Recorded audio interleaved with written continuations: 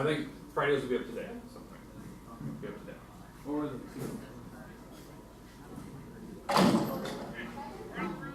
P5. Yeah. Yep. Yep. What is happening? Yeah, you were late to school today.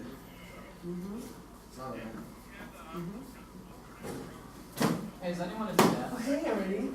Or are you stats? Oh. Are you stats? Right. But you're not sexy. Why? Oh, never mind. Really?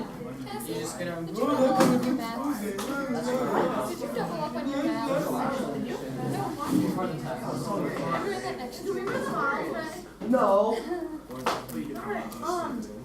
was a part of it I was honestly thinking I mean, I played the game. Right. Right. Yeah, we just took notes Friday. You was at It was really easy. Jack, Lord save us. Oh, stay. No. I mean, yes. Yeah, We some dogs. We go. Guys, Because, stats. you know, from last year, she's not. No, Louisville's the real deal. I need stats. How about your neck? I want anything.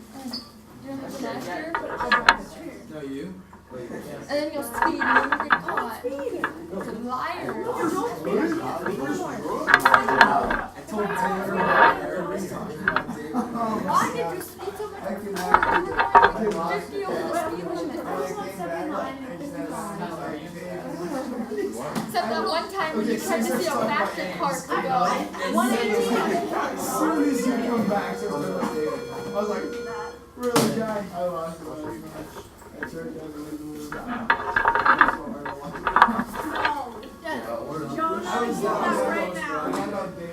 That's my favorite. Spank me if I know. Okay. Yeah, sorry, there's a cable right in front of me. I'm gonna pop up the new seating chart here in a second. So, okay. Hey, real quick, I'm gonna pop up the seating chart here in a second, just so you can see it. My goal today is to hand out the tests we took, so you can take a look at what your scores were, so you can decide whether you'd like to retake it or not. That is your choice. You have 1 week to decide whether you're going to do that and to retake it. That just means you have to come in the morning and spend at least a minimum of 10 minutes with me if you're going to go over the problems you missed. Because I'm not going to just let you retake it and re-fail it again. So if you're going to choose to do that. And you don't need to tell me. You don't need to tell me like, hey, I'm going to retake it. Just show up in the morning, because I'm not going to be one of those people that's going to wait on you for 2 weeks. So you just show up. Question? You probably told us, but I kind of forgot. Do we have to retake the whole test or just one? Whole test. You have to retake it. It's a brand new test. So you got to be mentally prepared for Are it. these in the grade book? Yes, the tests are. Yep.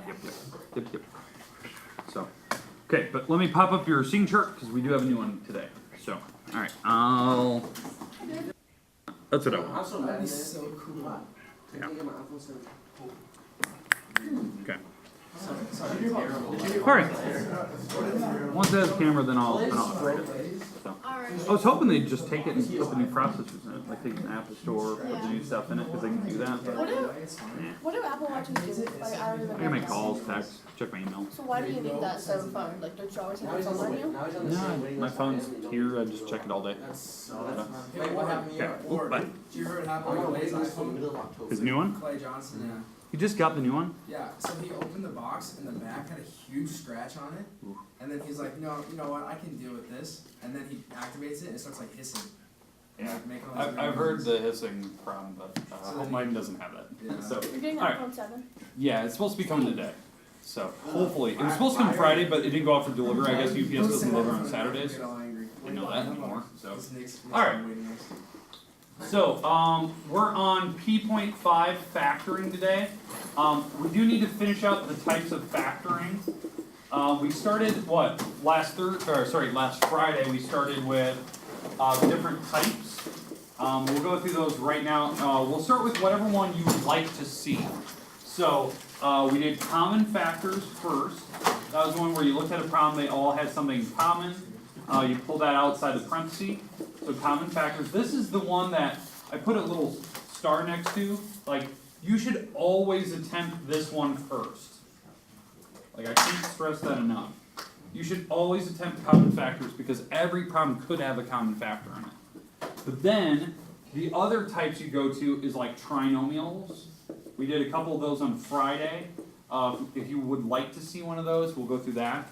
Other than trinomials, we have difference of squares, which I believe I hinted at the fact, and I showed you kind of the reason that difference of squares is a trinomial rule. That's where it comes from. It's just that I want to make sure that you guys understand like how to do it, when you should choose to do this versus a cube rule. So that's the idea. I don't know, did we even introduce cube rule on Friday? No, we just That's had what I thought, difference of yeah. squares. So we just got difference of squares. So we'll do a couple of these for sure today to start. If you need trinomials, to go through that first. But difference of squares, we're going to do cube rule, and then we're going to try to end with a couple grouping problems. You are going to get homework today. It's been, we haven't had homework since like last Tuesday, but you are going to have a homework assignment. It'll be due on Thursday this week. I know we do not have school Wednesday, so it's going to be due at least way later in the week, not right away. So homework will be due on Thursday, and that's I think the 22nd. Due Thursday the 22nd. Okay, does that make sense? Other announcements this week. I know the juniors, seniors have to vote on homecoming court this week, today actually. I don't know what period, Mrs. Fermanik's 8th period. Sent out an email this morning what you need to do to get logged in. So 8th period, at some point you're gonna be voting. Just junior seniors will do that, just to get the court picked. And then next Monday, Monday or Tuesday, whatever day works out for us, we'll have the entire school and vote who the homecoming king and queen is. So this is just to get the court set. Is the it five. just seniors? Just seniors are put on that court, yeah. But juniors and seniors get to vote on who they'd like to see on the court. So that'll be today. Okay, because homecoming is next Friday, not this Friday, the next one. So kind of coming up soon. So, all right. Any questions, comments, concerns? Okay. So where would you like to start today? Because I'm going to go through these pretty quick. Once we're done here today, and you guys are done with the notes, then I'll hand out your test so you can see what your scores were and stuff. Difference of squares. Trinomial first. Okay, we'll start there. Then we'll jump into difference of squares. We'll do at least a couple examples of each. Then we'll go cube rule. The most time we're going to spend today are these two. So we're going to spend the most time on right here. Because cube rule's tough, and then we have grouping method is just something I can't prepare you mentally for because there's so many different types. So, all right, but you need your notes out, so you won't need anything else. You can put everything else away for right now. All right. So, let's go through trinomial here. I'm just going to give you just kind of a random example here. So let's go 3x squared plus 1x minus, let's go,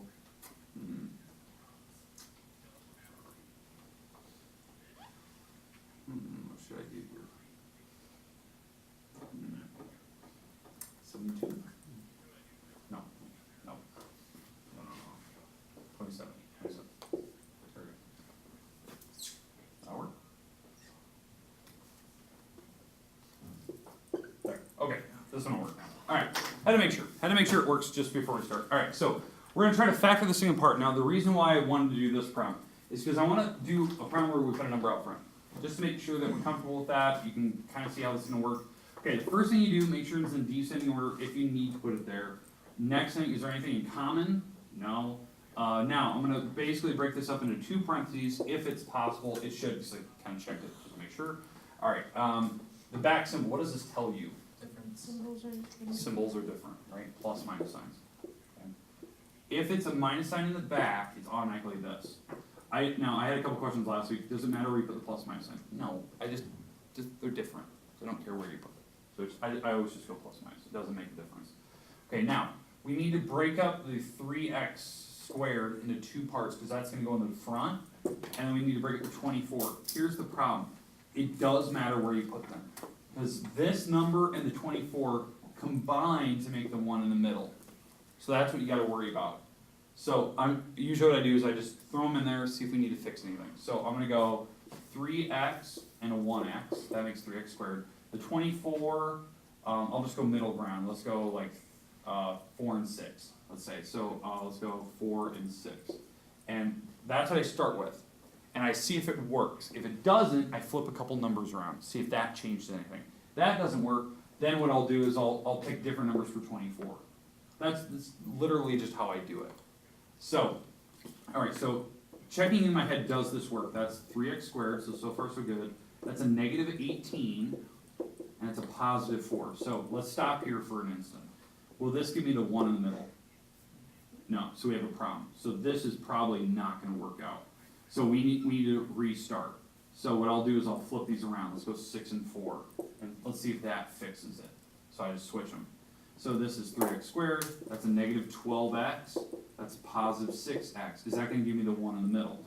No. So that means what I need to do now is I need to make sure that I try a different number here for 24 now. So now not 4 and 6, let's try 3 and 8. So 3 and 8, so that 3x squared, that's a negative 24x, that's a positive 3x. Does that work so far? No. So now what we do is we flip them. 8 and 3. So this gives me 3x squared, negative 9x, positive 8x. Alright, does that give me the 1? It's actually opposite, right? So it's giving me a negative 1. So all you need to do now, flip the signs. Because now what will happen, this will give me a positive 9 and a negative 8, and that should work out. So it's literally trial and error. Sometimes you can be really good with like multiplying them out and seeing if it works, but it's just trial and error. I can't like give you one set rule that works every time. I literally just try combinations, flip them. I try different combinations, flip, and then sometimes when I get really close, I'll flip the signs, the plus minus sign, to make it work out. Okay, and so this is just mentally checking it. Does it work? But remember, when you factor, this is the goal.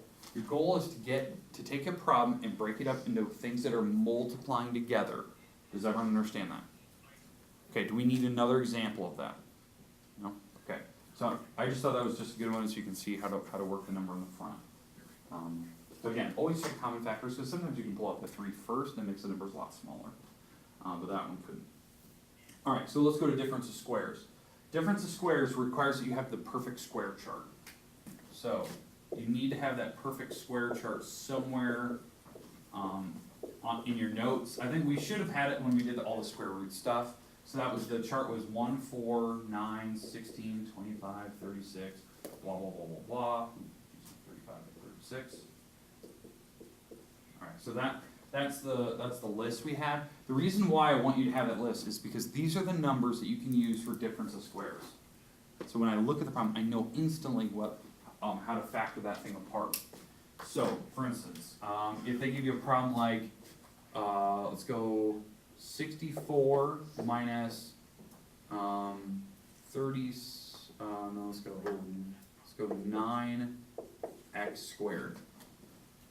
So, difference of squares. It's got to be a binomial. Do we agree that's a binomial? Okay. Is it, are each item perfect squares? So is 64 a perfect square?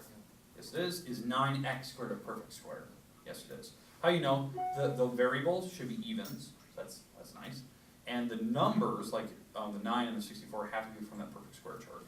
And it has to be subtraction. This has to be subtraction. If it's addition, that's not a difference of square problem. It's just not. We can't do a sum of squares. We do a difference of squares. This doesn't matter if it's in descending order or not. The rule was that for you guys, you had to do 2 parentheses. You guys memorize this from Algebra 2, where you go plus minus, and then what you do is you just break up each of the items perfectly. So like, how do you break up 64? 8 and 8. Yeah, you just break it up perfectly. And then you break up the 9x squared evenly, so that's what, 3x and 3x. And it just works out. When you FOIL it, you multiply it out in your head, the middle terms turn out to be positive 24x and negative 24x. So they just cancel each other out. That's why it's making this. Because this problem, that problem is literally this. That's your problem. It is a trinomial. It's the same problem we did over there. It's got 3 items. The minus sign in the back just tells me that I have to do 2 parentheses. It's a plus minus. And then what you do is you just break up the front item, you break up the back item. So the front item, I try 8 and 8 first. For the 9, I would try 3x and 3x first. And then if that doesn't work, I tried 9 and 1, or 1 and 9, or the 64, I tried different options, like 2 and 32, or 4 and 16, that type of thing. I would just try different options, but this way, when you actually FOIL, it's making 0 in the middle. That's like what you're doing. It's the same as a trinomial rule. The minus sign tells you it's gotta be plus minus. Okay, any questions with perfect squares? They can have two variables, it doesn't matter. I mean, I can put a y on that problem and it wouldn't make any difference. So 121 y squared minus x squared m squared. Now, it doesn't matter if I put variables, you can still break this thing up. You still do 2 parentheses, it's still a plus minus. You break up the 121 y squared evenly, so it's 11y and 11y. You break up the x squared m squared evenly, so it's xm, xm. And that's your problem. You FOIL it out, the middle terms drop out. Okay, any questions, comments, concerns on difference of squares? I think we introed those on Friday, so they're pretty straightforward. I mean, it's still a trinomial rule, but you don't really have to think too hard if you have that perfect square chart.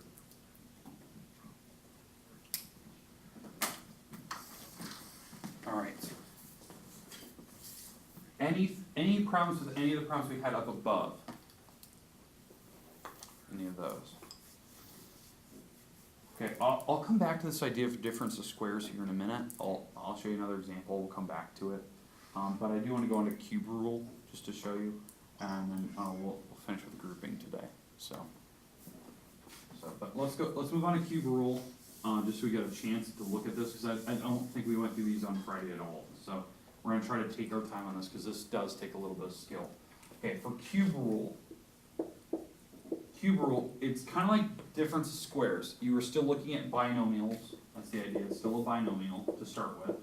The problem is, it looks so much like a difference of squares, it's deceiving. It's deceiving the way it looks. It's a binomial, but you're using cube numbers. So the cube numbers, the cube list you have is this.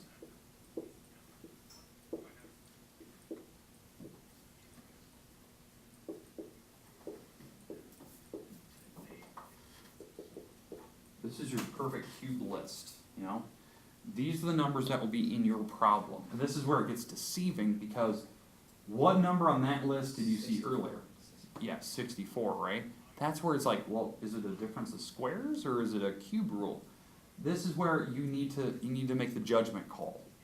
Okay, if it's easier doing it by difference of squares, maybe you should attempt that, because maybe you just noticed that it's 64.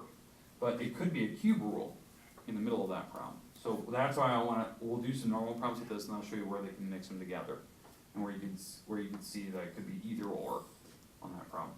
Okay, so let's just start with the cube rule. So I'm going to start with, let's go with b to the third plus 8. Okay, do we agree that's a binomial? It's a cube. The variables have to be a multiple of 3.